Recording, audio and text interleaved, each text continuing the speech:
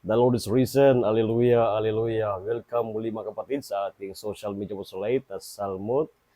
Salita ngayon po ay araw ng Martes, May 20, 2025. Dalangin ko na mapayapa ang buhay ninyo sa araw na ito sa kabila ng mga nangyayari sa buhay ninyo o kaya sa ating mundo. Sa ating ebanghelyo ngayon, sabi ni Kristo, ang ating ebanghelyo ay mula sa ebanghelyo ni San Juan, chapter 14, verses 27 to 31. Sabi ni Jesus, "Peace I leave with you, my peace I give to you. Not as the world gives, do I give it to you. Do not let your hearts be troubled or afraid."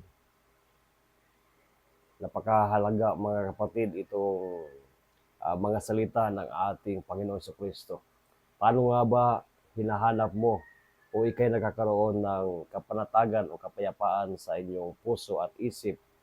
Ito ba ay sapagkat walang gulo na nangyayari sa paligid o kaya walang problema na nangyayari sa buhay natin o sa buhay ninyo? Mga kapatid, hindi natin maiwasan ang mga problema sa buhay, maging sa ating kapaligiran o kaya sa ating mundo na kung saan tayo nanahan. Naririyan lagi itong mga problema na ito. Subalit, ang kapayapaan na nais ni Kristo ibigay ay hindi ito yung kawalan ng mga problema, kawalan ng gulo sa ating kapaligiran. Ang kapayapaan na nais ni Kristo ibigay ay walang iba kundi ang kanyang presensya, ang kanyang pananatili sa buhay natin. If we have Jesus, everything will be okay. No?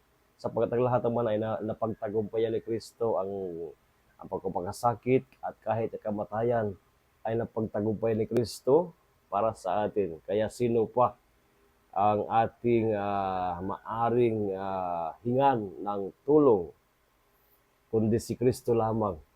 Kaya hayaan natin si Kristo na manahan sa buhay natin. Magkaroon tayo ng panahon sa panalangin, sa pagsisimba, upang sa gayon ay anuman ang mga nangyayari sa buhay natin, sa ating kapaligiran, ay manatili tayong mapayapa. Hindi tayo pagharian ng pagkabalisa kasi sa buhay natin dahil sa mga nangyayari sa paligid, when everything is not in our control, minsan naapektuhan ang ating mahimbing na natulog. Ganun ang nangyayari, nagkakaroon tayo ng insomnia.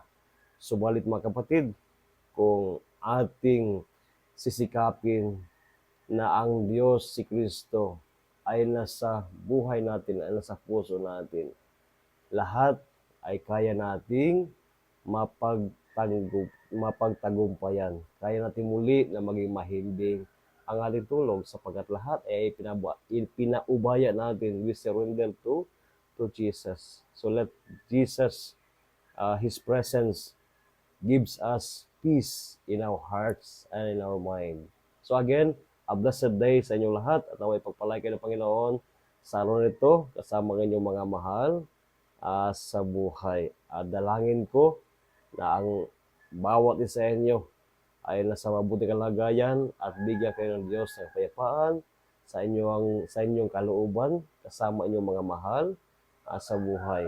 At maraming salamat sa inyong patuloy na pagpapalaganap ng ating salmo salita sa magitan ng inyong pahikayat ng inyong mga kaibigan na mag-follow ng salmo salita sa YouTube, sa Facebook, at maging sa TikTok. So again, a blessed day sa inyong lahat and God bless you all.